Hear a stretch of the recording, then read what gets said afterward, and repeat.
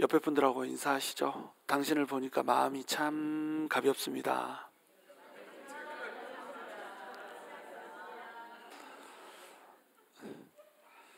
다시 한번 인사하시죠. 당신 속에 있는 예수 때문입니다. 나는 없는디요 막 이렇게 하면 곤란합니다. 자, 오늘은 너희 마음을 완고하게 하지 말라라고 하는 제목으로 히브리서 3장 7절에서 19절 말씀 함께 전하기 원합니다. 자, 히브리서는 로마 제국에 의해서 핍박받는, 그래서 시련과 유혹을 동시에 받고 있는 히브리인 그리스도인들을 대상으로 썼다고 그랬죠. 그래서 히브리인 그리스도인들이 핍박 때문에, 시련 때문에, 유혹 때문에 예수 그리스도를 떠나고자 할 때에, 그래서 유대교로 돌아가고자 할 때에 유대교에서 그렇게 귀하게 여기는 천사보다 더욱 귀하신 분이 바로 우리 예수님이다 라고 하는 것을 1장과 2장에서 얘기를 했어요. 그리고 3장에 들어가면서는 누구랑 비교를 한다고요? 모세랑 비교를 한다고 그랬죠. 모세라고 하는 사람, 그리고 모세가 이끌고 갔던 이스라엘 백성들의 그 구원의 여정들, 그것을 예수 그리스도, 그리고 예수 그리스도께서 이끌고 우리를 영광의 나라로 들어가게 하는 그 구원의 여정으로 빗대어서 설명을 하고 있다라고 그랬습니다. 그래서 히브리서에서 얘기하고자 하는 복음이 뭐라고 그랬어요? 히브리서에서 얘기하고자 하는 복음, 예수는 그리스도 막 이렇게 대답하면 안 됩니다. 예수는 그리스도가 복음인데 히브리서에서 특별하게 얘기하고자 하는 복음의 본질이 있어요. 그게 뭐냐면 마귀의 나라에서 벗어나서 영광의 나라로 들어가는 것, 이것이 히브리서에서 얘기하고자 하는 복음이에요. 근데 그 영광으로 들어가지 못하는 사람들이 있다는 겁니다. 그 영광으로 들어가지 못하는 사람들은 왜 들어가지 못하는가?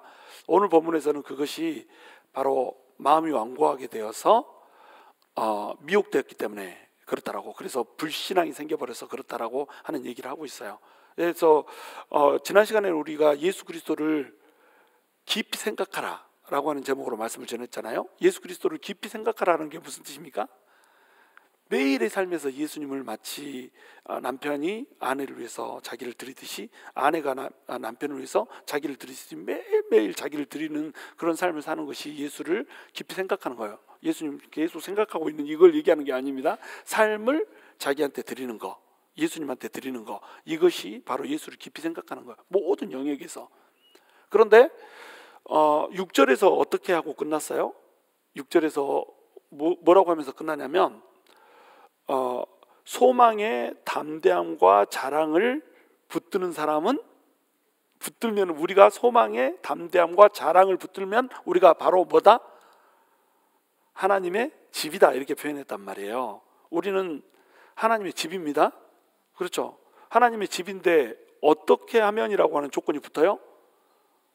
소망의 담대함과 자랑을 붙잡으면이라고 하는 조건이 붙습니다. 그러면 이걸 이제 우리가 마치 그걸 붙잡지 못하면은 구원을 잃어버릴 수 있다, 이런 식으로 이제 생각할 수 있단 말이에요. 근데 이건 이제 어떤 거하고 똑같냐면, 제가 이제 말할 때 불어를 말하잖아요. 전라도 사람들은 불어를 잘합니다. 어째 불어, 저래 불어, 이래 불어, 막 이렇게 불어를 무지하게 잘하잖아요. 불어를 이렇게 하면은 그 말을 하는 걸 보고 사람들은 저 사람이 전라도 사람이다라고 생각하게 되죠. 우리 전라도 사람들은 나의 하나님 이렇게 말합니다. 나의가 안 돼요. 나의 하나님. 그런데 저기 대구 근방에 사는 사람은 나어 하나님 이러더라고요. 또 그러면 나어 하나님 이러면은 그 사람은 어디 사람이에요? 대구 사람인 겁니다. 이렇게 경상도 사람인 거죠. 나의 하나님 이러면 전라도 사람인 거예요. 그것처럼 그 사람이 소속되어 있고 속해 있기 때문에 나타나는 행동들이 있다는 겁니다. 그게 뭐냐면 소망의 담대함과 소망의 자랑을 붙잡는 거예요. 그 사람이 소망의 담대함과 소망의 자랑, 다시 얘기해서 예수 그리스도를 바라보는 그 소망, 하나님의 나라를 바라보는 그 소망이 있기 때문에 그 소망 안에서 담대하고 그 소망을 내가 자랑한단 말이에요. 말로 자랑한다는 뜻이 아닙니다. 말로 자랑한다는 뜻이 아니라 내 인식 속에서 너무너무 자랑스럽게 생각하는 거예요. 나는 예수를 믿는 사람이고 내가 영광 안으로 들어갈 거야, 내가 갈 천국이 얼마나 멋진 곳인 줄 알아? 라고 하는 마음속에 자랑이 있는 겁니다. 그 자부심이 있는 거예요.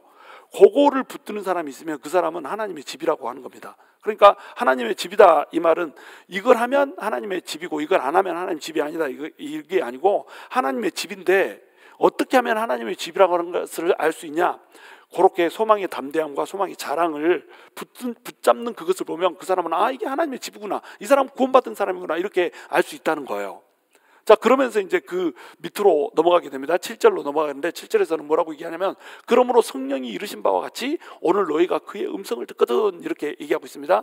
자, 그래 놓고 나서 이제 8절부터는 어디를 인용하고 있을까요? 구약을 인용하고 있겠죠. 근데 구약 중에서도 어디를 인용하고 있을까요? 시편 95편 7절에서 11절을 쭉 인용합니다. 그것이 11절까지예요. 그러니까 시편에서 말씀하신 내용을 그대로 인용하면서 그러므로 성령이 이르신 바와 같이 이렇게 표현하고 있어요. 자, 구약 성경을 인용하면은 시편에서 이른 바와 같이 이렇게 말해야 되잖아요. 근데 성령이 이르신 바와 같이 이렇게 얘기하고 있습니다. 그러니까 성령이 이르신 바와 같이, 이건 누가 일렀다는 거예요? 하나님이 그렇게 일렀다는 겁니다. 성령 하나님이 이렇게 말씀하신다는 거예요. 뭘 통해서요? 시편을 통해서. 시편은 이 모세오경이나 또는 선지서에 비해서 그 질이 떨어진다고 생각했어요. 가치가 떨어진다고 생각했어요. 근데 시편도 하나님께서 말씀하신, 성령님께서 감동하신 글이라고 하는 거죠. 하나님이 말씀하시는 글이라고 하는 겁니다. 그러니까 하나님은 우리한테 말씀을 해주세요. 근데 하나님께서 우리한테 말씀할 때 어떻게 말씀해 주냐면 성경 안에서 성경을 통해 말씀하십니다. In and through 이렇게 얘기하는 거예요. 성경 안에서 말씀하세요. 무슨 말이냐면 성경에다가 기록해 놓고 우리에게 말씀하십니다. 성경에 기록된 것은 전부 다 뭐예요? 성경에 기록된 건 전부 하나님의 말씀입니다. 그런데 이 하나님께서 우리한테 음성을 들려줄 때 through 바이블, 그러니까 성경을 통해서 우리한테 말씀하세요. 성경에다가 말씀하신 것도 하나님의 말씀이고요, 성경을 통해서 우리한테 말씀하는 것도 누구의 말씀이다? 하나님의 말씀이다. 그러니까 성령님이 이르신 바와 같이 성경에 나와 있는 이 모든 말씀은 성령이 우리한테 말해주고 있는 거라는 거 하는 거예요. 그러니까 하나님의 음성을 듣고 싶으면 우리가 뭘 알아야 됩니까? 성경을 알아야 되는 겁니다. 하나님의 말씀을 모르면은 성령이 우리한테 하시는 말씀을 알 수가 없어요. 우리가 뭐 기도하고 있는데 갑자기 막 성령님이 저기 옆에 사람한테 가가지고 사랑한다고 얘기해 주라, 그래가지고 가서 예수님이 당신 사랑한대요 이런 말 많이 해주고 막 이러잖아요. 그거 말 안 해도 다 안 되니까요. 왜 알아요? 성경에 나와 있거든요. 근데 하나님이 너 되게 묘한데 이렇게 말해주라고 딱 가가지고 하나님 너 꼴보기 싫대 이렇게 말해주면 그 사람은 거짓말이에요? 진짜예요? 거짓말입니다. 왜요? 성경이 그렇게 안 나왔거든요. 우리는 미워한다고 안 나왔거든요. 사랑한다고 나왔거든요. 그러니까 하나님께서는 반드시 성경 안에다 얘기해놓고 또 성경을 통해서 우리한테 말씀하신단 말이에요. 성경이 진리인 겁니다.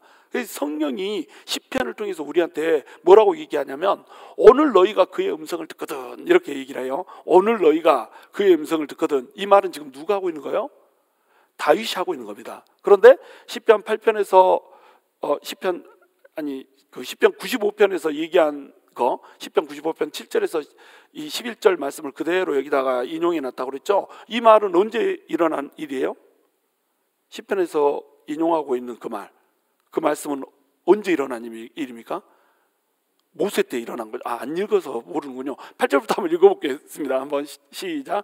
광야에서 시험하던 날에 거역하던 것 같이 너희 마음을 완고하게 하지 말라. 거기서 너희 열조가 나를 시험하여 증언하고 40년 동안 나의 행사를 보았느니라. 이렇게 얘기하고 있죠. 자, 이렇게 얘기하고 있는 건 뭐예요? 광야에서 40년 동안 나를 시험한 그 사건 언제적 일이에요? 출애굽 시대 때 일어난 일인 겁니다. 특별히 출애굽기 17장에서 일어난 그 무리바의 물 사건이죠. 그때 일어난 일을 시편에서 다윗이 예로 들어가지고 이제 설명을 해준 거예요. 그러니까 오늘 너희가 그의 음성을 듣거든, 이렇게 얘기했죠. 오늘은 그러니까 지금 언제적 얘기가 되는 거예요? 다윗 시대 때 얘기가 되는 겁니다. 다윗 시대 때. 그러니까 오늘 옛날에 모세 때 얘기했던 거 말고 성령을 통해서 지금 성경을 통해서 성령님이 지금 우리한테 음성을 주고 있는데 언제 음성을 주고 있다는 거예요? 오늘 음성을 주고 있다는 겁니다. 근데 그 오늘 음성을 주고 있는 건 언제적 얘기를 통해서 주고 있는 거예요? 모세 때 시대를 통해서 주고 있다는 거예요. 그러니까 모세 때 시대는 BC 1500년이잖아요. 그리고 다윗 시대는 언제입니까? BC 1000년이잖아요. 그러니까 500년 전에 성령님께서 출애굽기 17장에서 얘기했던 그 내용을 가지고 오늘날 성령님이 우리한테 말씀하고 있다는 거예요. 그 음성을 들으라는 겁니다. 그러니까 성경은 살아있는 하나님의 말씀이라고 하는 것이 왜 그러냐면 2000년 전에 하신 말씀인데 오늘날 우리한테 적용이 돼야 한대요? 그대로 적용이 되는 겁니다. 1500년 전에 하신 말씀인데 그 말씀이 우리한테 그대로 적용이 돼야 한대요? 그대로 되는 겁니다. 이스라엘에서 분명히 하신 말씀인데, 또는 시내산 광야에서 하신 말씀인데 오늘 대한민국을 살아가고 오늘 또 미국을 살아가는 우리한테 적용이 돼야 한대요? 되는 겁니다. 그러니까 시간과 공간을 초월해서 하나님의 말씀이 우리한테 적용이 돼야 한대요? 된다는 겁니다. 왜 그럴까요? 하나님이 살아계신 하나님이기 때문에, 하나님이 성경을 통해서 성경 안에서 우리한테 말씀을 해주시고 계시기 때문에 항상 이 성경을 보면 성경은 우리한테 말을 하고 있다는 겁니다. 근데 뭐라고 얘기하느냐? 8절, 광야에서 시험하던 날에 거역하던 것 같이 너희 마음을 완고하게 하지 말라. 마음을 완고하게 하지 말라고 얘기하고 있습니다. 마음을 완고하게 하지 말라, 이것을 무려 3번이나 반복해요. 나중에 이제 뒤에서 또 나오겠지만, 마음을 완고하게 한 것, 이것 때문에 그들이 안식에 들어가지 못해요. 약속의 땅에 들어가지 못합니다. 광야에서 시험하던 날에, 자, 광야에서 시험하던 날, 이때도 하나님이 우리 성도들을 시험하지 않습니다. 시험은 누가 합니까? 마귀가 하는 거죠. 근데 이때 광야에서 그 광야를 돌던 사람들은 하나님을 믿지 않았습니다. 하나님을 시험했어요. 하나님을 테스트했습니다. 하나님 진짜 계신가 안 계신가? 하나님이 진짜 우리를 광야에서 이끌어가지고 가나안 땅으로 넣는가 안 넣는가? 이것을 그들은 테스트를 했던 거예요. 하나님을 시험해 버렸다는 거예요. 하나님은 시험의 대상이 아닙니다. 하나님은 뭐의 대상이에요?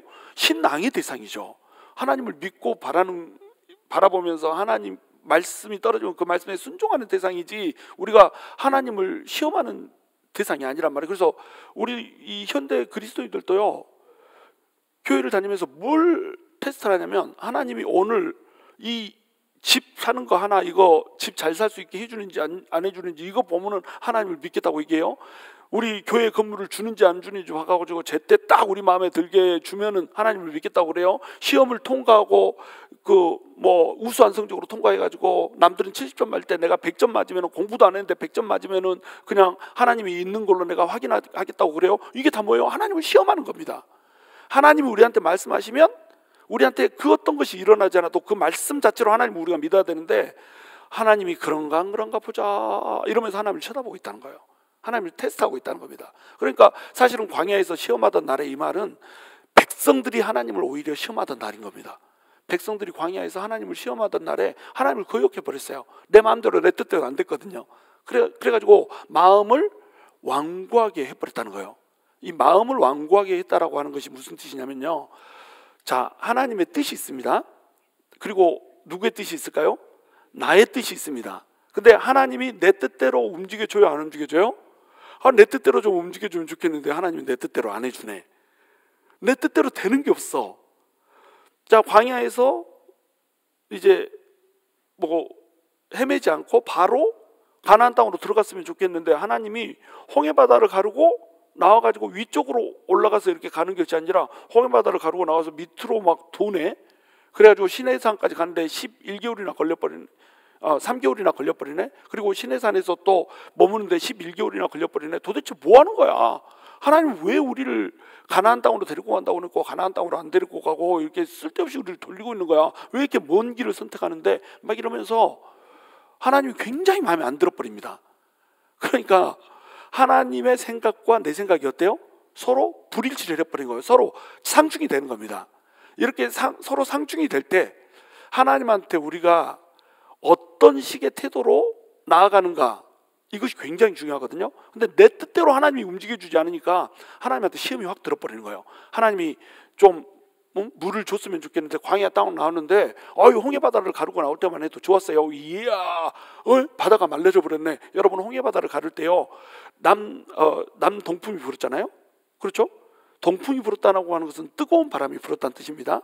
뜨거운 바람이 불었다, 이 말은 무슨 얘기냐면, 따뜻한 바람을 불어가지고 밤새내도록 분 다음에 길이 갈라졌는데도 불구하고 또 계속 부는 겁니다. 자, 계속 뜨거운 바람이 불면 어떻게 될까요? 땅이 말라버립니다. 그래서 마른 땅을 밟고 갔다 이렇게 나오는 거예요. 우리 주님이 뜨거운 바람을 불게 했습니다. 그래가지고 홍해바다를 말려버렸다니까요. 그 마른 땅, 질퍽질퍽한 땅이 아니라 마른 땅을 딛고 그들은 홍해바다를 통과해서 갔어요. 그렇게 통과해서 가놓고도 불과 홍해바다를 가르고 나온 지 3일 만에 물이 없으니까 어떻게 합니까? 이곳에 우리를 끌고 나와서 목말라서 뒤지게 만드는가 보다 막 이렇게 하면서 성질을 내버립니다. 하나님한테 막 대들면서 성질을 내버려요. 이것이 뭐라는 거예요? 이것이 마음을 완고하게 하는 거라는 거예요.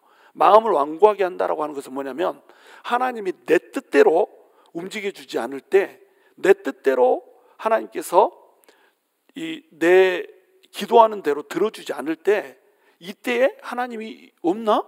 하나님 뭐 하세요? 하나님 왜 지금 조용한 거예요? 하나님 왜 나한테 내가 필요한 것을 안 주세요? 당신 혹시 잠자는 거 아니에요? 당신 살아있다는 것이 혹시 거짓말 아니에요? 이렇게 얘기하는 것이 뭐라는 거예요? 이게 마음이 완고한 거라는 겁니다.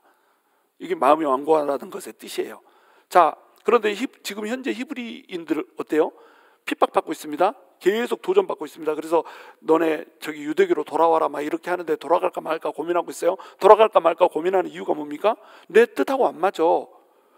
예수를 믿으면은 장사도 잘 되고 또 뭐 더 다른 사람들보다 잘 살지는 못하더라도 적어도 핍박은 안 당해야 된다 이렇게 생각하고 있는 거예요. 근데 막 핍박이 계속 몰려옵니다. 핍박이 몰려오면 이건 잠시 있다가 끝나는 거겠지 이렇게 생각하고 막 기도도 열심히 했어요. 주님 이 핍박이 끝나게 해주십시오. 언제까지 하나님의 백성이 이렇게 로마 제국한테 이방인들한테 당하게 하시겠습니까? 막 이렇게 기도를 했어요. 기도가 들어져요? 안 들어져요? 안 들어집니다. 그러니까 하나님이 없나 보네, 복음이 가짜인가 보네 이렇게 생각해 버리는 겁니다.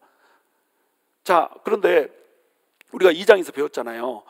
첫 번째 그 히브리서에 5가지의 경고가 나온다고 그랬잖아요. 첫 번째 경고가 뭐였습니까? 첫 번째 경고, 드리프트 하지 말라는 거였잖아요. 드리프트 떠내려가지 말라는 거였잖아요. 자, 떠내려가는 이유가 뭐였습니까? 이처럼 큰 복음을 너네가 무시를 해버린 거예요. 큰 복음을 무시를 해버리는 거, 멸시를 해버리는 거, 이것이 그들이 드리프트 되는 이유였습니다. 그러면 큰 복음을 무시해버린다는 게 무슨 뜻이에요? 복음을 멸시한다는 게 무슨 뜻입니까? 복음을 멸시한다는 건 무슨 뜻이냐면 복음에 있는 기쁨, 복음에 있는 영광, 이런 것들을 멸시한다는 뜻입니다. 무슨 뜻이냐면 하나님 안에서의 기쁨을 잃어버렸다는 거, 이것이 복음을 멸시하는 거예요. 복음은요 열심히 일하는 게 아닙니다. 복음은 막 열심히 헌신하는 게 아니에요. 복음은 뭐냐면 위안이고 안식이고 평안이고 화평이고 기쁨이고 즐거움이고 영광이에요. 그게 복음입니다. 율법에서는 멍에를 줬어요. 근데 복음에서는 뭘 줬습니까? 기쁨을 줬어요. 그러니까 시련이 오거나 유혹이 온다고 할지라도 복음이라고 하는 것 안에서 기뻐할 수 있으면 이 사람은 뭐예요? 복음을 무시하는 게 아니에요. 근데 복음 안에서 조의를 잃어버리거나 안식을 잃어버리면 이 사람은 어떤 겁니까? 결국은 복음을 무시하는 게 된다는 거예요. 이게 복음을 무시한다는 것의 뜻입니다. 지난 시간에 그때는 설명 안 했지만 지금은 이제 도움을 주기 위해서 설명해 주는 거예요. 근데 그렇게 되지 못하면 어때요? 마음이 완고하다는 거예요. 마음이 완고한 것은 뭐냐면 내 뜻대로 안 되니까 하나님이 없는 것처럼, 하나님 안에 있는 그 복음의 조의를 전부 다 잃어버리고 그 복음에 있는 소망도 다 잃어버리고 그렇게 살아가는 거, 이것이 마음이 완고한 거라는 거예요. 자, 9절, 거기서 너희 열조가 나를 시험하여 증언하고 40년 동안 나의 행사를 보았느니라. 이 9절 말씀은 사실은 번역이 좀 잘못됐습니다. 이 말씀은 서로 바뀌어야 돼요. 그러니까 어떻게 바뀌어야 되냐면 거기서 너희 열조가 40년 동안 나의 행사를 보고도 나를 시험하여 증언하였느니라, 이렇게 바뀌어야 돼요. 원래 원문이 그렇습니다. 자, 이들은 하나님의 역사를 보지 않은 게 아니었어요. 그들이 홍해바다를 가르고 나올 때 하나님의 역사를 봤습니까? 안 봤습니까? 어마어마한 역사를 봤습니다. 그들은요 홍해바다를 가르고 나오기 전부터 역사를 봤어요. 어떤 역사를 봤습니까? 10가지 재앙, 10가지 재앙이 막 임하기 시작하는데요, 어떤 재앙들은 세상에 고센 지방에는, 그러니까 이스라엘 백성들이 있었던 고센 지방에는 안 일어나고 애굽 땅에만 일어나고 막 이렇게 있습니다. 그렇게 하면서 그들의 숭상하는 신들을 전부 다 무너뜨려 버렸어요. 그리고 홍해바다를 가르고 나오는데 홍해바다에 남동풍이 밤새내도록 불었다고 그랬죠. 땅을 말려버렸다니까요. 그리고 나서 백성들이 이제 광야로 나왔는데, 광야로 나왔을 때 어떻게 인도했습니까?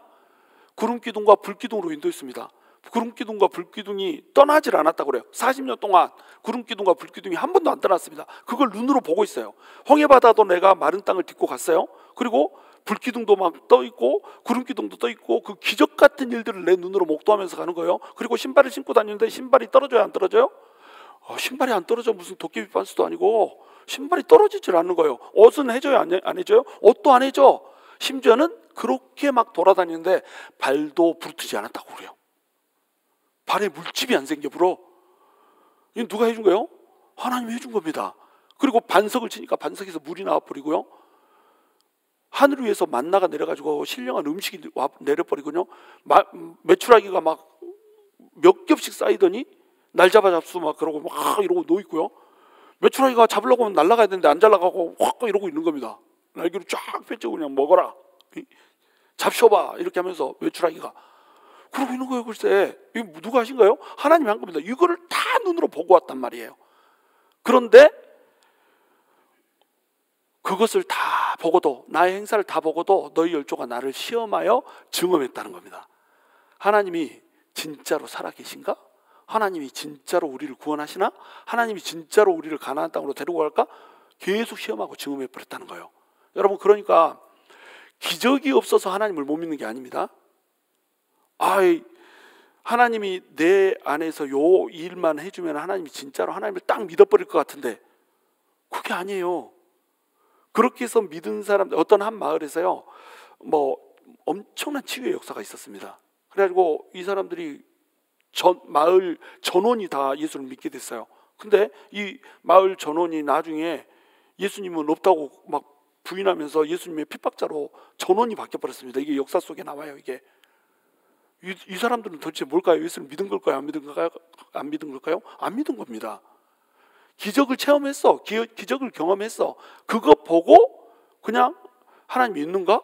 시험하고 왔다가 그 다음부터 기적이 안 일어나거든. 내 뜻대로 내 마음대로 안 되거든. 그러니까 마음이 완고해져 가지고 하나님 안 믿어버려요.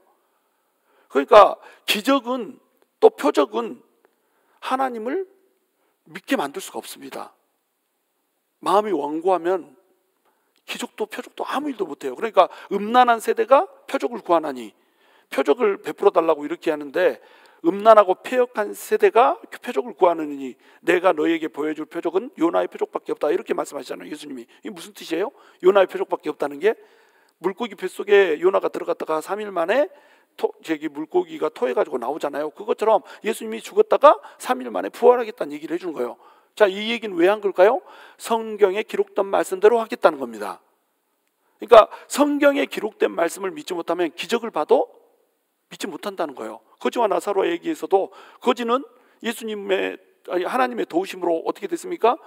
죽고 나서 낙원에 가 있습니다. 부자는 죽어놓고 갔더니 자기 집에서 밥 얻어먹고 자기 집 개가 헌대를 했던 그 거지 나사로는 천국에 가서 아브라함의 품에 안겼는데 자기는 뜨거운 불길 가운데 있는 거예요. 그래서 우리 형제들이 5이 아직 있는데 우리 형제들한테 보내가지고 저 나사로를 보내가지고 여기 음부도 있고 또 낙원도 있고 이렇다고 좀 얘기 좀 해주십시오. 이 사람들은 이 뜨거운 곳에 오면 안 됩니다. 막 이렇게 얘기하니까 아브라함이 뭐라고 얘기합니까? 모세의 말을 듣고 믿지 않았으면 나사로가 가서 직접 말해줘도 안 믿을 것이다, 이렇게 얘기하잖아요. 성경에 기록된 것을 믿지 않으면요, 기적 아니라 기적의 헤레비가 경험이 돼도 예수를 믿지 못합니다. 암 걸렸던 거 나으면 예수 믿을 것 같죠? 그때 잠깐 교회 나오다가 마음이 완고하면 예수 못 믿고 그냥 다시 돌아가요. 저 그런 사람 많이 봤습니다. 군대에서 자기 보초 시간도 아닌데 보초 어떤 사람이 나가라고 그래가지고 욕을 막 하면서 보초 나가는데 군대 무기고가 폭발이 돼가지고 자기 있던 데서 자기 살고 안 죽고 이렇게 해가지고 교회 나오기 시작했는데 한 달 있다가 안 나옵니다. 그게 기적이에요. 내가 하나님 이것만 해주시면 나 교회 잘 다닐게요. 웃기는 얘기예요. 말씀에 기록된 대로 성령께서 하나님께서 말씀을 통해서 말씀 안에서 얘기해 준 것을 보고 믿지 못하면요, 기적을 통해서도 하나님 믿을 수가 없습니다. 그 얘기하는 거예요. 자, 그래서 하나님이 분노를 하십니다. 10절에 그러므로 내가 이 세대에게 노하여 이르기를 그들이 항상 마음이 미혹되어 내 길을 알지 못하는도다 하였고, 자, 그들이 항상 마음이 미혹됐습니다. 그래가지고 나는 내 길을 알지 못한다, 나 어디로 가야 되는 거요? 이러고 있다는 겁니다. 그러니까 하나님이 이 세대에게 노해버린 거예요.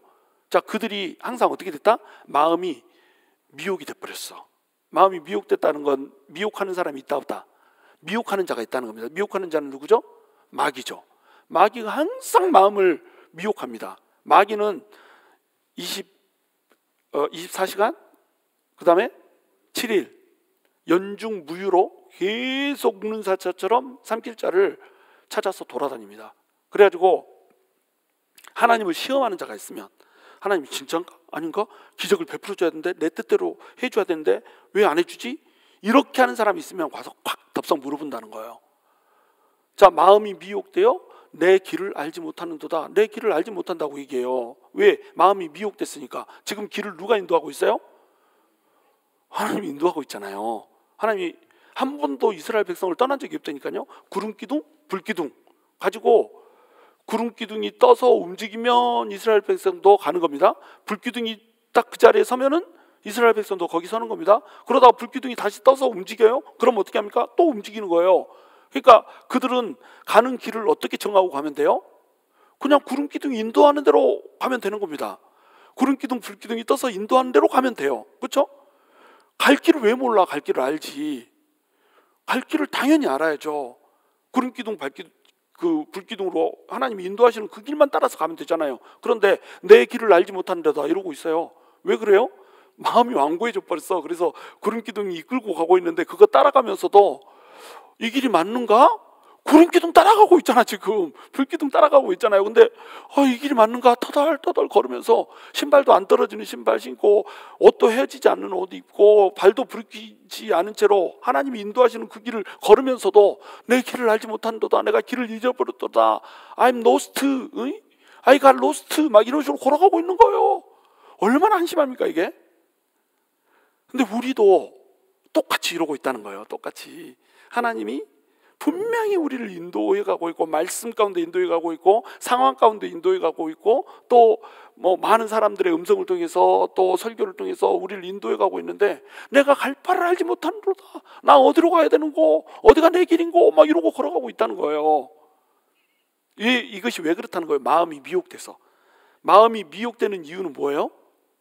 마음이 미혹되는 이유는 하나님을 시험하고 증험하는 겁니다.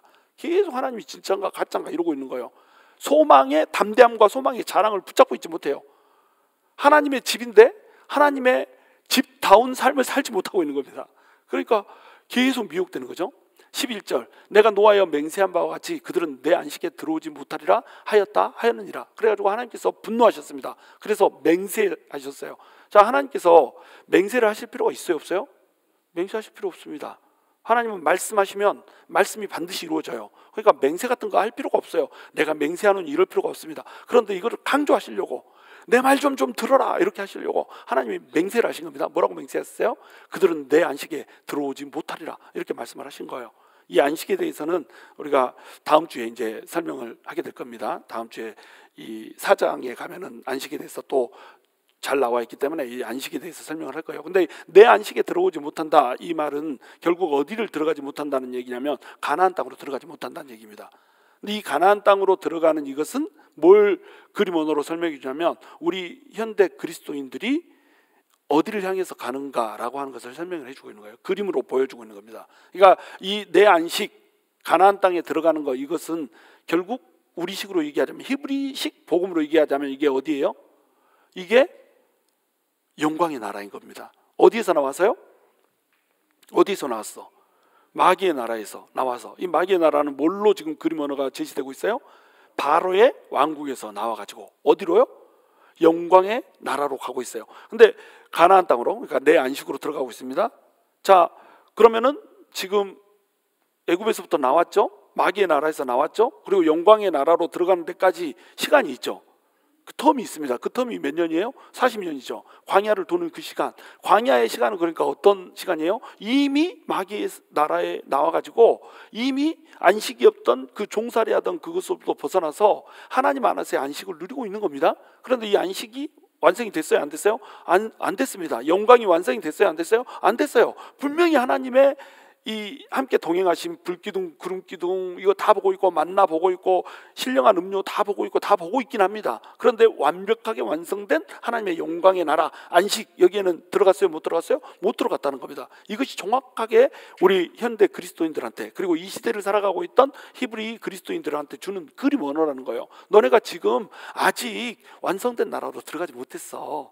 아직 안식으로 완성된 안식 장차 있을 그 다음 안식으로 들어가지 못했어. 지금 너네는 광야를 돌고 있는 거야. 이 광야를 돌고 있기 때문에 아말렉이 그 이스라엘 백성들을 공격했듯이 똑같이 로마 제국이 너네를 공격하고 있는 거야. 이거 시험이 있다고 해서 시련이 있다고 해서 또 유혹이 있다고 해서 넘어가면 안 돼. 끝까지 소망의 담대함과 소망의 자랑을 붙들어야 돼. 그걸 붙드는 것이 하나님의 집이라고 하는 것, 너네가 하나님의 집의 이 일부라고 하는 것, 이것을 검증하는 것이 되는 거야.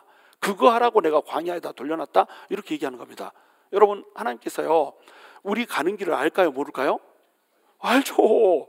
우리 가는 길을 압니다. 어디로 갑니까? 가나안으로 갑니다. 가나안으로 가기 전에 광야에서 이리 인도하고 저리 인도하고 막 하나님이 여기저기 막 도시잖아요. 하나님이 웜에 이 길이 아닌 게벼 막 이러고 돌아다니는 걸까요? 하나님 이쪽으로 갔다가 나 길을 잘못 들었다 야 내비게이션 한번 켜봐라 막 이렇게 하나님이 하는 거 아니잖아요.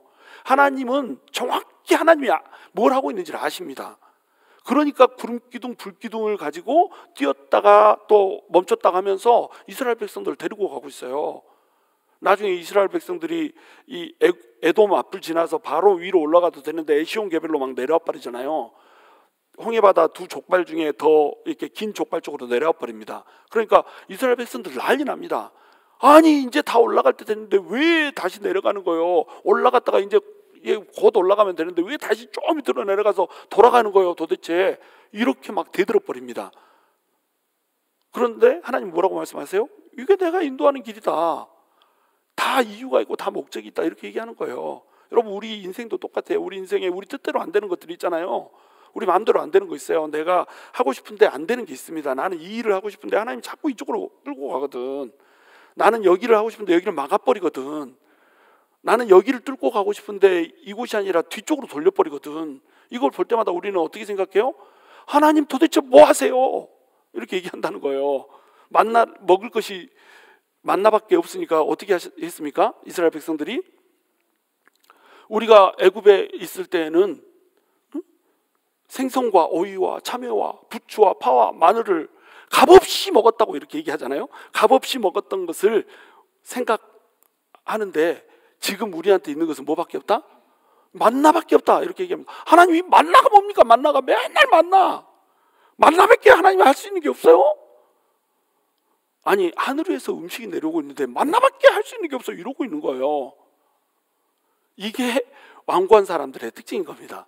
자 그렇게 그들이 그렇게 하나님을 시험하고 증험하니까 하나님께서 어떻게 해요? 분노하셔가지고 너네는 내가 맹세라는데 내 안식에 절대 못 들어온다 이렇게 얘기하는 겁니다. 그래가지고 이스라엘 백성들이 어떻게 됐어요? 딱 두 사람 빼고 안식에 아무도 못 들어가 버렸습니다. 왜? 하나님 맹세해버렸거든요. 자 12절 형제들아 너희는 삼가 혹 너희 중에 누가 믿지 아니하는 악한 마음을 품고 살아계신 하나님께서 떨어질까 조심할 것이요 이렇게 돼 있어요. 자 지금은 이제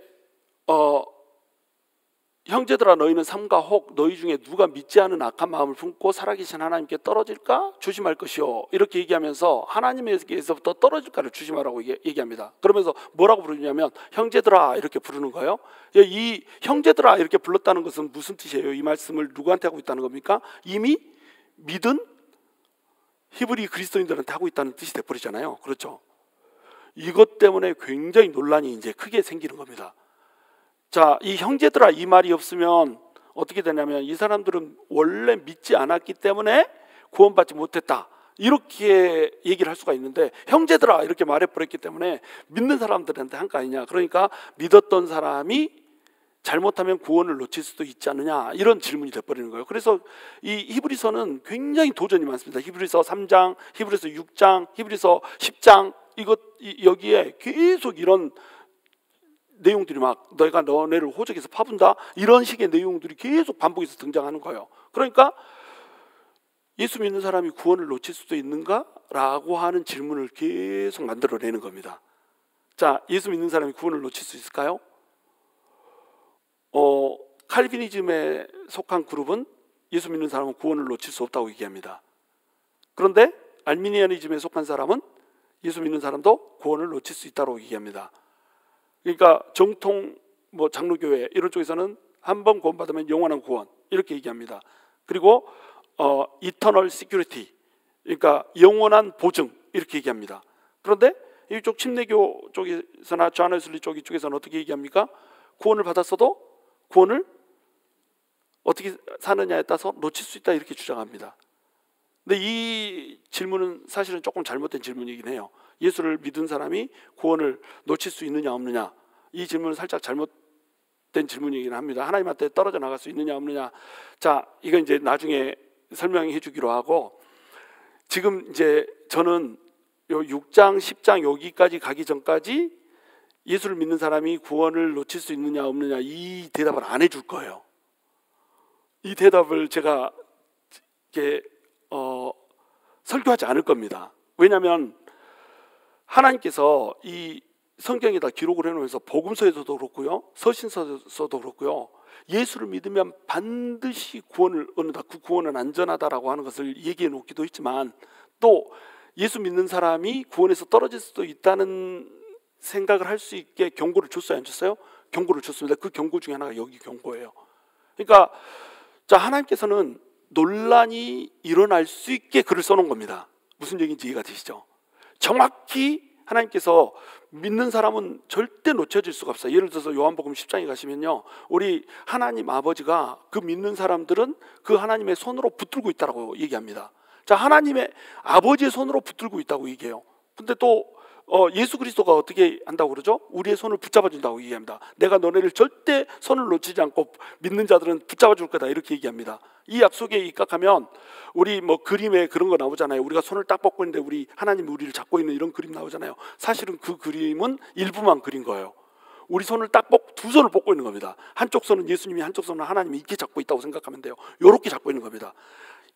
예수님이 잡고 있고 아버지가 잡고 있고, 그러면 이 손을 놓칠 수 있을까요 없을까요? 놓칠 수 없습니다. 그러니까 한 번 구원받은 사람은 절대로 구원에서 떨어져 나갈 수가 없는 거예요. 그런데 오늘 말씀이나 히브리서 6장에 나온 말씀이나 히브리서 10장에 나온 말씀은 경고를 하고 있는 거예요. 너네 이스라엘 백성들이 광야에서 떠돌면서 하나님을 계속 시험하고 증험하다가 가나안 땅에 들어가지 못했지. 그 가나안 땅이 안식이지. 그 안식이 영원한 안식, 천국을 얘기하는 거지. 그러니까 너네도 못 들어갈 수 있어. 이렇게 경고를 주고 있는 거예요. 그럼 이거 어떻게 해석해야 됩니까? 어떤 사람은 한 번 구원은 영원한 구원이라고 얘기합니다. 어떤 사람은 한 번 구원을 받았어도 구원을 놓칠 수 있다라고 얘기합니다. 물론 한 번 구원을 받았는데 우리의 행위 때문에 구원을 놓칠 수는 없어요.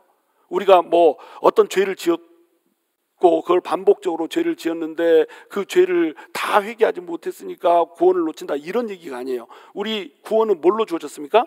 사람의 행위가 아닌 은혜로 주어졌습니다. 은혜로 주어진 구원이 행위 때문에 취소될 수 있어요 없어요? 취소될 수 없습니다. 은혜로 주어졌기 때문에 행위로 취소될 수 없어요. 우리가 뭔가를 구원을 받고 난 다음에 뭔가 행위를 잘했기 때문에 구원이 유지되는 게 아니에요. 그 반면에 또 행위를 뭔가 잘못했기 때문에 구원이 떨어지는 게 아니에요. 근데 여기서 얘기하고자 하는 것은 뭐냐면 우리 마음에 대해서 얘기하고 있는 겁니다. 우리 마음에 대해서. 우리 마음이, 우리 하트가 문제라는 거예요.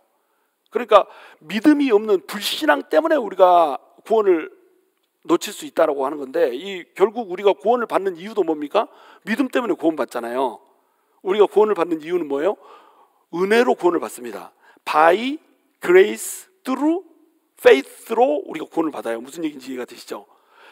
은혜로 구원받는데 믿음을 통해서 구원받습니다. 그러니까 믿음이 없으면 구원을 못 받아요. 여기서도 불신앙 때문에 구원을 못 받는다라고 이렇게 얘기를 하는 거예요. 자,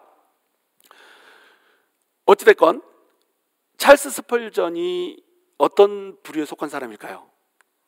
찰스 스펄전은 한 번 구원받으면 그 구원은 놓쳐질 수 없다는 편에 속해 있습니다. 왜냐하면 찰스 스펄전은 이렇게 칼비니스트거든요. 근데 찰스 스펄전도 어떻게 얘기하냐면 우리의 눈이 두 개다. 눈이 두 개인데 우리 구원의 눈도 두 개다, 이렇게 설명을 합니다. 그래서 한쪽 눈으로는 우리 구원이 절대로 취소될 수 없다라고 하는 그 구원의 확신, 그것을 바라보는 거고, 다른 한쪽 눈으로는 하나님 앞에 똑바로 서 있지 못한 자에게 두렵고 떨림으로 구원을 이루어가야 된다라고 하는 그 인식, 그 경각심, 그 경각심을 보고 살아야 된다, 이렇게 설명해요.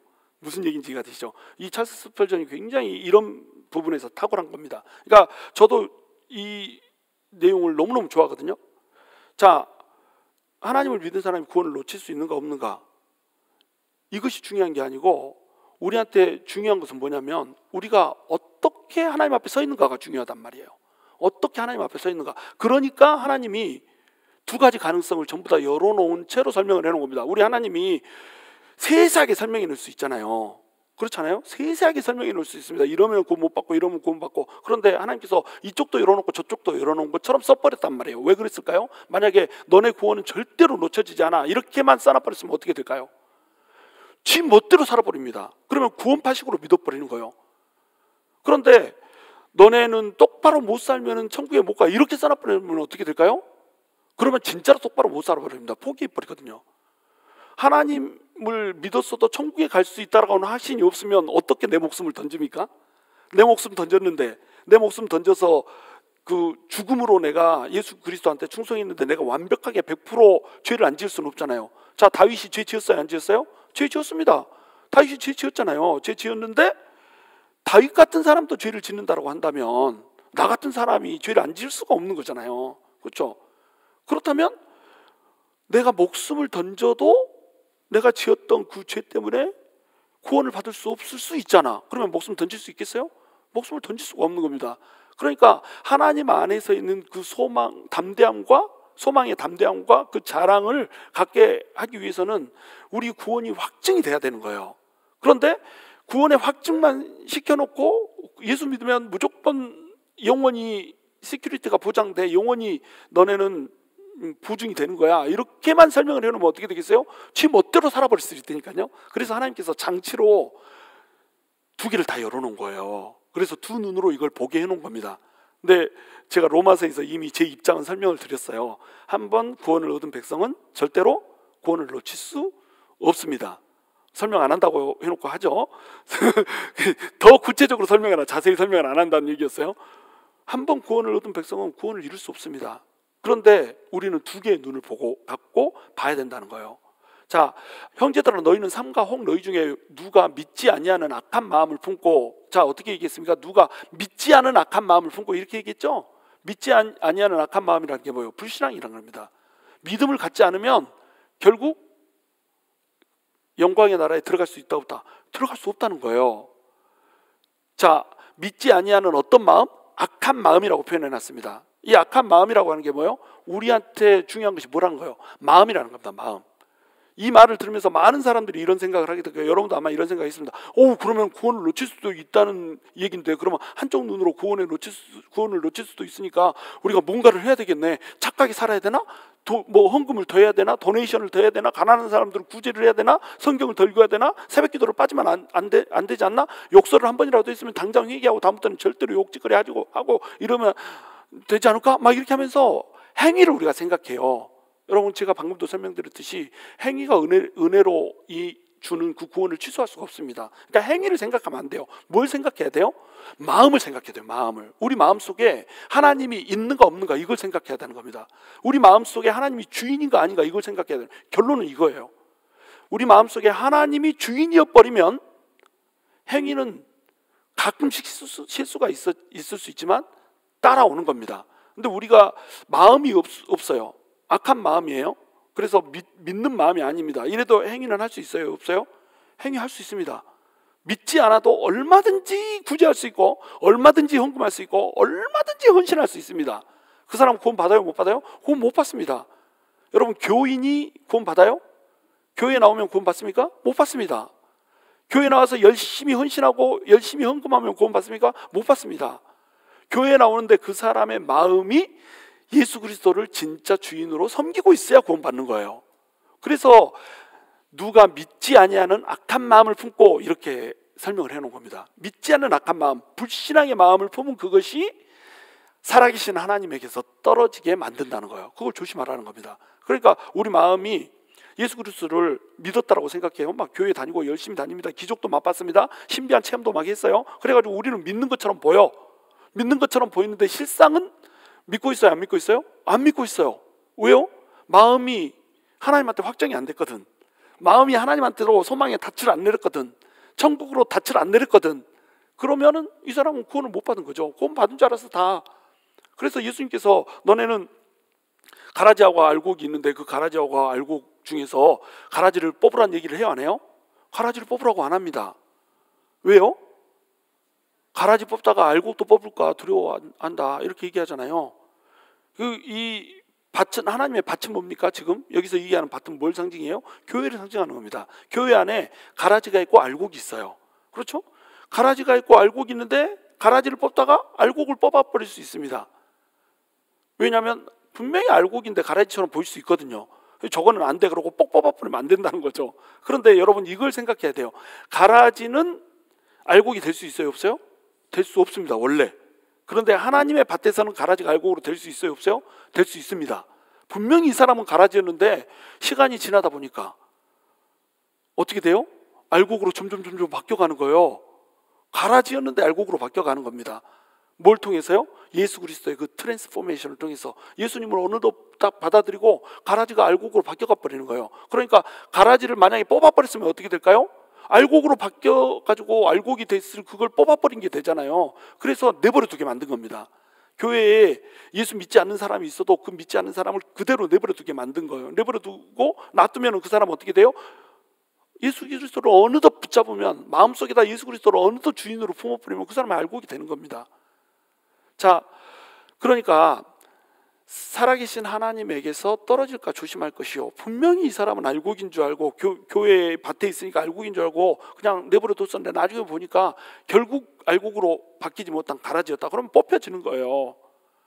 13절 오직 오늘이라 일컫는 동안에 매일 피차 권면하여 너희 중에 누구든지 죄의 유혹으로 완고하게 되지 않도록 하라. 자, 그러면은 방법이 뭐냐? 이렇게 하나님한테서 악한 마음을 품어가지고 불신앙 때문에 구원을 받지 못하고 영광의 나라로 못 들어가 버린다고 한다면 그렇게 되지 않을 방법이 뭐냐? 그래서 두 가지 방법을 제시하는 거예요. 하나는 개인적인 방법이고 하나는 공동체적 방법입니다. 집단적인 방법이에요. 자, 그것이 이제 13절에 나옵니다. 함께 읽습니다. 시작. 오직 오늘이라 일컫는 동안에 매일 피차 권면하여 너희 중에 누구든지 죄의 유혹으로 완고하게 되지 않도록 하라. 자, 오직 오늘이라 일컫는 동안에 이 단어가 너무너무 중요한 단어입니다. 이 오늘이라고 하는 단어가 7절에서도 나왔었잖아요. 오늘, 그때 오늘은 언제 오늘이에요? 다윗 시대 때 오늘입니다. 근데 이제 다윗이 인용했던 그것을 뛰어넘어서 그 다윗이 인용한 시편, 자, 다윗은 어디를 인용했어요? 출애굽기 17장을 인용했습니다. 그것이 시편 95편이에요. 근데 우리는 지금 히브리서 기자는 어디를 인용했습니까? 시편 95편을 인용했습니다. 자, 그것을 인용한 시점은 언제예요? 히브리서를 쓰고 있는 그 시점인 거예요. 자, 그 시점을 지금 뭐라고 표현하고 있냐면 오직 오늘이라 일컫는 동안에 이렇게 표현하고 있는 겁니다. 오늘이라고 일컫는 동안, 이 오늘은 뭐예요? 매일의 삶이에요. 매일의 삶. 어저께 믿었었는데 오늘 마음이 미혹돼 버리면 안 된다는 거예요. 어저께 하나님을 붙들고 있는 것처럼 보였는데 오늘 하나님의 마음에서 떠나버리면 안 된다는 거예요. 어저께는 하나님을 신실하게 붙들고 있는 것 같은데 오늘 하나님을 배신해버리면 안 된다는 겁니다. 배교해버리면 안 된다는 거예요. 오직 오늘이라 일컫는 동안에, 그러니까 오직 오늘이라고 일컫는 그 동안에 오늘 이 하루의 삶 속에서 불이 왜 꺼져버려요? 끝내라는 거예요? 오늘이라고 하는 일컫는 이 동안에 바로 오늘 이 시간에 어떻게 하라는 거예요? 하나님을 붙들라는 겁니다. 하나님을 잡으라는 거예요. 오늘 잡아야 됩니다. 왜 그러냐면 우리한테 내일에 대한 약속이 있어요, 없어요? 없습니다. 내일 이 자리에 우리는 다시 모이자고 하면 모일 수 있다라고 100% 우리가 장담할 수 있어요, 없어요? 없습니다. 제가 전도하려고 했던 한 사람은요, 내가 저기 회사에서 매일 막 올라가가지고 전도를 했어요.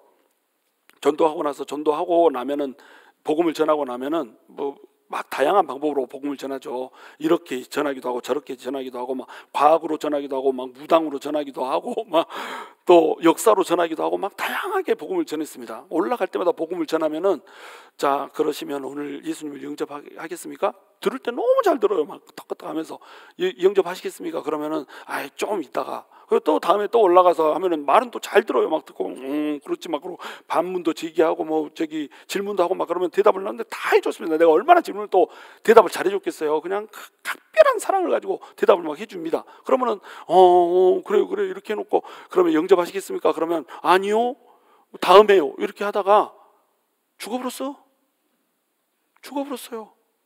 그 사람을 내가 천국에 가면 다시 만날 수 있을지 없을지 알지 못합니다. 만약에 내가 기억하고 있는 그것이 다라고 한다면 나는 천국에서 그분을 만나지 못하죠. 만약에 혼자 생각하면서 내가 전한 그 복음을 듣고 혼자서라도 회개하고 예수님을 받아들였다면 천국에 가면 그 사람을 만날 수 있게 되겠죠. 여러분 우리가요 내일을 장담할 수 없습니다. 어떤 사람들 막 이렇게 얘기합니다. 복음 전하고 막 그러면 내가 언젠가는 교회를 나갈 운명이라고 하는 것은 알고 있어. 언젠가는이 안 온다니까요. 언젠가 죽어버린다니까. 언젠간 가겠지 푸르른 내 청춘. 내 청춘 가기 전에 죽는 사람이 쓰도록 부귀지수라니까요. 얼마나 많은 사람이 청춘 가기 전에 죽는지 아세요? 그냥 죽어버립니다. 심지어 자기 엄마한테도 죽어버리고 그래요. 옛날에 뉴스에 떠들썩하게 나온 거 있잖아요. 자기 엄마가 막 그 3번 결혼해가지고 막 이렇게 있는데 3번째 남편이 2번째 남편하고 사이에서 난 딸하고 아주 저기 못된 짓을 해버렸습니다. 그러니까 이 엄마가 성질을 남편한테 내야 되는데 자기 딸한테 내버렸어요. 어떻게 내 남자를 꼬시냐 이렇게 해가지고. 그래가지고 둘이 그 남자한테 명령해가지고 얘 죽여라 해가지고 엄마가 보는 앞에서 딸을 죽여버렸다니까요. 엄마가 딸을 죽여버린다니까요. 그 애가 미성년자입니다. 10대에 죽어버렸어요. 언젠간 가겠지 푸르른 내 청춘? 청춘 되기도 전에 죽어버렸다니까요. 이게 인생이에요. 인생이 어떻게 될지 모르면 내 사랑하는 사람한테 죽어버리는 게 인생이라니까요. 인생이 어떻게 될지 몰라요. 그런데 내일 믿겠다고요? 언젠간 내가 교회 가겠다고요? 웃기는 소리죠. 오늘이라고 하는 이 날에, 오늘이라 일컫는 이 날에 예수를 받아들여야 되는 거예요. 우리도 예수님한테 헌신하고 예수님한테 내 몸을 바치겠습니다. 예수님한테 내가 뭐 충성을 하겠습니다. 근데 이 일만 잘 되면요, 그 일 되기 전에 죽어버릴 수 있다니까요. 내일이 없어요. 오늘 결단하고 오늘 해야 되는 겁니다. 오늘 못하면 내일도 못해요. 내일 할만하다 싶으면은 관절염 와가지고 걷지도 못하고 이렇게 돼버린다니까요.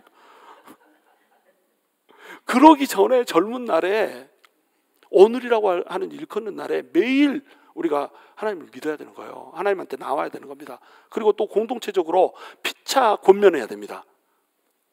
피차 권면하여 너희 중에 누구든지 죄의 유혹으로 완고하게 되지 않도록 하라 이렇게 돼 있죠. 자, 매일 피차 권면해가지고 죄의 유혹으로부터 완고하게 되지 않게 이스라엘 백성들이 완고하게 돼버렸어요. 자, 모세가 정탐꾼을 보내잖아요. 12명의 정탐꾼을 보냅니다. 저는 이것도 조금 이해하지 못하는 부분이에요. 아니 정탐꾼을 왜 보내? 그냥 들어가면 되잖아. 모세가 정탐꾼을 보내버렸어요. 저는 이것이 일정 정도 모세의 실수라고 봅니다. 내가 틀린지 맞은지 모르겠어. 근데 그냥 들어갔으면 됐지. 나 같으면 들어갑시다 이랬을 것 같아. 그런데 모세가 정탐꾼을 보내요. 그럼 모세가 정탐꾼을 보낸 거, 이것을 하나님이 잘했다는 말도 없고 잘못했다는 말도 없어요. 그러니까 내가 틀릴 수 있습니다. 정탐꾼을 보내는 이것이 하나님의 계획 중에는 들어있다는 거예요. 모세가 실수를 했건 잘했건 잘못했건 상관없이 하나님의 계획 중에는 정탐꾼을 보내는 게 들어있다는 겁니다. 그러면 정탐꾼으로 가가지고 12명이 갔다가 돌아왔을 때 이 사람들이 어떻게 반응하는가, 이거는 그 사람들이 몫인 거죠. 10명이 어떻게 했습니까? 부정적인 답변을 했습니다. 2명 여호수아하고 갈렙만 옳은 답변을 내놨어요. 그렇죠? 그런데 누구 말을 들어버렸어요? 전부 10명의 말을 들어가지고 막 장막문 앞에 와서 울고불고 통곡하고 난리도 안 했습니다. 우리보다 더 크단다. 그 땅이 거민을 삼키는 땅이란다. 차라리 애굽에서 뒤질걸 왜 여기 와서 뒤지나, 막 이렇게 하면서요 울고불고 난리를 쳤어요. 그게 가데스 바네아 사건이잖아요. 그런데 두 사람, 누구요? 여호수아하고 갈렙이 너네는 그렇게 하면 안 된다. 하나님이 우리한테 분명히 약속을 했잖냐. 하나님이 약속을 했기 때문에 우리는 반드시 그 땅을 차지할 것이다. 올라가서 차지하자. 그러면 그들은 밥이다. 왜냐하면 하나님이 약속했잖냐. 이렇게 권면을 하는 겁니다. 그때 그렇게 권면하니까 어떻게 해요? 돌로 쳐 죽이려고 그래요. 돌로 쳐 맞을 것을 각오하고 권면하는 겁니다. 이게 권면이에요. 그러니까 공동체에서 이렇게 하는 건 서로 권면하라는 거예요. 근데 권면은 사람들이 받아요, 안 받아요? 잘 받지 않습니다. 권면하려면 뭘 가지고 있어야 돼요? 첫 번째로 말씀을 가지고 있어야 돼요. 하나님이 약속했잖냐? 이렇게 말할 수 있어요. 이게 권면입니다. 저기 내 생각에는 말이요, 이렇게 하면 맨날 머리만 굴리고 돼. 자기 인간적인 머리만 굴리게 됩니다. 그 말을 들으면 같이 망하는 거예요. 그러니까 권면하려면 반드시 뭐가 있어야 된다? 하나님의 말씀이 있어야 돼요. 성령님께서 성경을 통해서 주신 그 하나님의 말씀이 있어야 됩니다. 그러니까 권면할 수 있는 사람은 말씀을 잘 알아야 돼요. 말씀 구석구석 있는 말씀을 모르잖아요. 뭘로 권면할 거예요? 내 생각으로? 말씀도 안 가지고 있는데 어떻게 권면이 됩니까? 그리고 권면할 수 있는 사람은 어떤 사람이에요? 내가 말씀을 사는 사람이어야 됩니다. 똑같이 가나안 땅에 갔다 왔는데 똑같이 키 큰 사람 보고 왔잖아요. 똑같이 견고한 성 보고 왔잖아요. 똑같이 거민이 삼키는 땅 같이 보이는 땅을 보고 왔잖아요. 그런데 나는 들어가기로 결단하는 사람, 이 사람이 권면할 수 있는 거예요. 그러니까 말씀을 아는 사람, 그리고 그 말씀을 살아낼 수 있는 힘을 가진 사람, 이 사람이 권면할 수 있는 거예요. 그렇지 않은 사람이 권면하면 어떻게 돼요? 니나 잘하세요, 이렇게 돼버리는 겁니다. 근데 피차 권면하려면 말씀의 실력자가 된다. 모든 교회가 그러니까 피차 권면하는 공동체가 되려면 어떻게 돼야 돼요? 다들 말씀을 알아야 됩니다. 근데 말씀을 알아도 떨어질 수 있어요, 없어요? 떨어질 수 있습니다. 그래서 그 사람한테 미움을 받는 한이 있어도, 그 사람한테 상처를 오히려 받는 한이 있어도 공동체가 서기 위해서는 나는 권면하는 자리에 서야 되는 거예요. 그것을 위해서 나는 말씀을 읽고 말씀대로 살려고 하는 부단한 노력을 해야 되는 겁니다. 그것이 누구의 사는 길이에요? 결국 내가 사는 길입니다. 왜? 내가 떨어질 때가 있어요, 없어요? 있습니다. 나도 떨어질 때가 있어요. 내가 넘어지고 내가 실패하고 내가 떨어질 때는 누가 나를 권면해 줍니까? 누가 나를 이렇게 세워줘요? 또 다른 여호수아와 갈렙이 나를 이렇게 세워줘야 될 거 아니에요. 피차 권면해야 되는 겁니다. 내가 누군가를 세워서 권면해 줄 수 있는 사람이 돼야 그것이 내가 사는 길이 되는 거예요. 그런 공동체를 만들라고 하는 겁니다.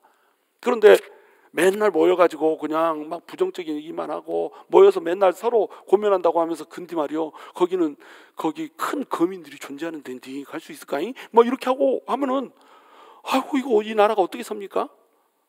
저 예전에 섬겼던 교회에서는요, 막 세가적으로 내가 들어갔는데 장로님이 목사님 욕을 하더라니까. 우리 목사님 말씀이 너무 안 좋습니다. 그래가지고 우리 교회에 강점이 없습니다. 강점이. 세가적으로 내가 왔는데 내 앞에서 그러더니까요. 나 교회를 오란 말이요 말란 말이요. 그래서 장로님 그러면 나 이 교회 다니지 말까요? 내가 그랬다니까요.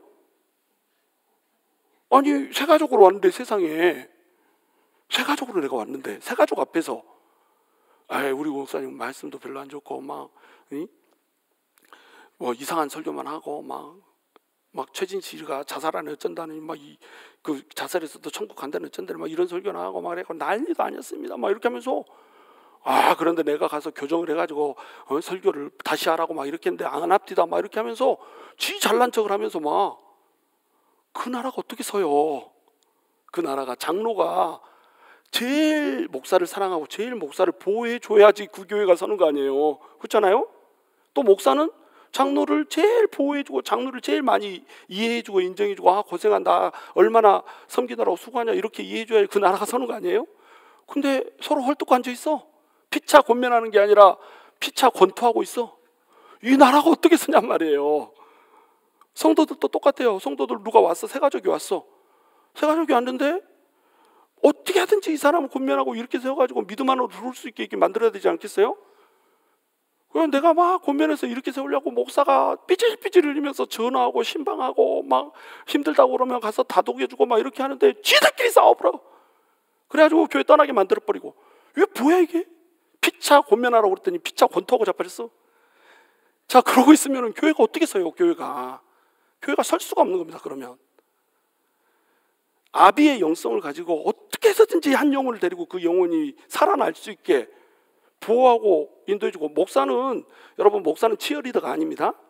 목사는요, 말씀을 예리하고 칼처럼 전해야 되는 사람이에요. 그러니까 목사가 설교를 설파를 하면요, 성도들은 마음이 다치게 돼 있습니다.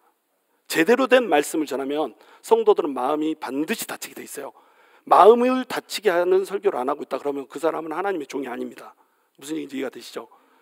정확히 하나님의 말씀을 말씀대로 순수하게 전해야 돼요. 그러다 보면 사람이 완전하지 못하기 때문에 어떤 말씀을 전해도 한 가지는 걸리게 돼 있습니다. 그러면 마음이 상해요. 그러면 아있다, 이 교회는 못 다니겠다, 이렇게 될 수 있겠잖아요. 그러면 이 마음을 누가 잡아줘야 돼요? 누가 잡아줘야 됩니까? 아비의 영성을 가진 사람이 잡아줘야 된다니까요. 영혼을 맡겨주면 그 영혼을 책임지고 절대 하나님 품을 떠나지 않게, 절대 교회를 떠나지 않게 붙들어주는 그 아비의 영성을 가진 사람이 있어야 그 사람이 잡아줄 거 아니에요. 그런데 목사가 잡아놓은 것을 자기들끼리 싸워서 쫓아내버려. 그래놓고 탓할 때는 또 목사가 똑바로 안 해가지고 쫓겨났대. 잡아야 되는데, 뭐야 이게? 우리 교회 얘기하는 거 아닙니다. 이전에 섬겼던 교회에서 그랬다는 거예요. 이전에 섬겼던 교회를 왜 얘기합니까? 우리는 그렇게 되지 말자는 거예요. 우리는 피차 권면하여서 서로 떨어지지 않게 붙잡아주는 이런 공동체가 돼야 되지 않겠어요? 그렇지 않으면 우수수 떨어져 나갑니다. 영광의 나라로 들어갈 수가 없어요. 영광의 나라로 들어가려면 어떻게 해야 돼요?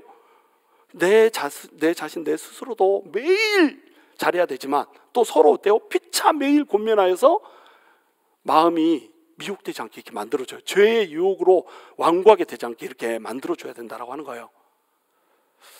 시간이 너무 많이 가버렸다.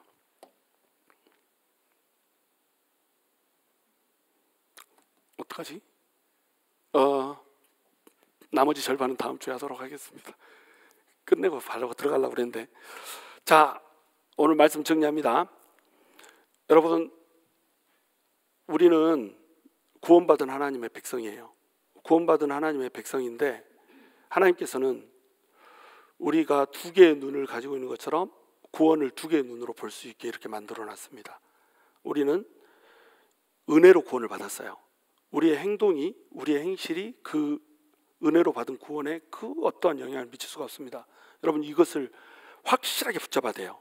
이것이 여러분의 자부심임을 아시기 바랍니다. 근데 그 구원을 여러분 뭘로 붙들어야 돼요? 언제 붙들어야 돼요? 바로 오늘이라고 하는 일컫는 그날에 붙들어야 됩니다. 오늘 그 구원을 붙잡아야 돼요. 근데 하나님께서는 또 어떤 눈을 주셨다고요?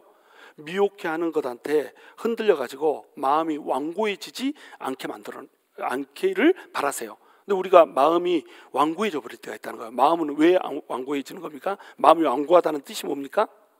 마음이 완고하다라고 하는 뜻은 내 뜻과 하나님의 뜻이 대치됐을 때 하나님을 원망하고 하나님께 감사하지 않고 하나님이 있는가 없는가 하는 그 마음이 완고해지는 마음이요. 그 마음은 왜 생겨요? 미혹하는 영이 있기 때문에. 그 미혹하는 영한테 넘어가지 않으려면 어떻게 해야 됩니까?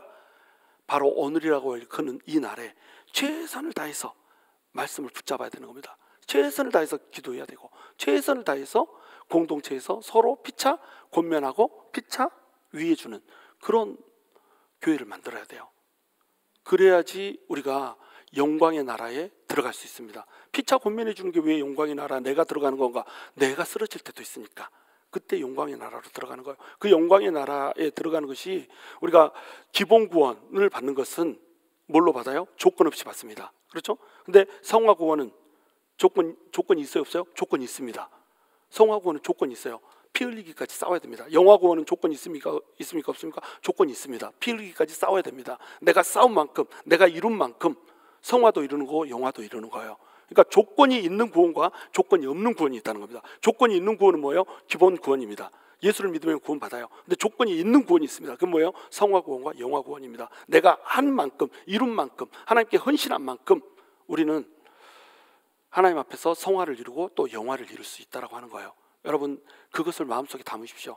그래서 나는 두렵고 떨림으로 성화를 이루고 영화를 이루어서 하나님의 영광의 나라에 들어가는 것으로 만족하는 것이 아니라 하나님의 영광의 나라에서 하나님의 영광의 가장 핵심부, 거기에 서는 사람이 되겠다. 이것을 언제 결단해요?